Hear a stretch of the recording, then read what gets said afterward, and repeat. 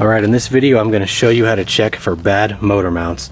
And all I'm going to do for this is just with my knee, I'm going to rock the car, and you can see the engine has excessive movement. And I can see the culprit is right here.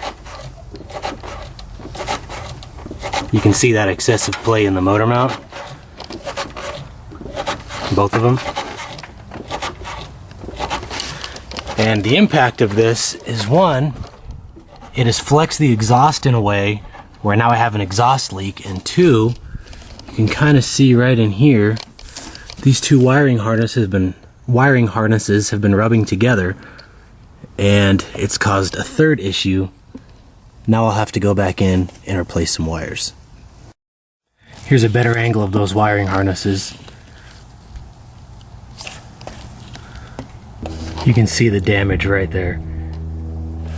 And just a quick comparison here with the old one versus the new one.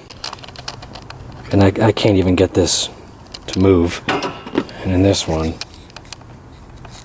you can see all that play. Same within here. There's a ton of movement. And in the new one, I can barely get that to move. Okay, and then finished product with the new motor mounts in. You can see there's still some movement in the engine, but it is a lot better. I mean, there's like no movement right here. The only movement is right here, where it should be. And also, this is the result of an economy brand motor mount. These aren't high top quality by any means. These are the cheapest ones. And you're gonna expect to see excessive movement with cheaper brands. So thanks for watching, everybody.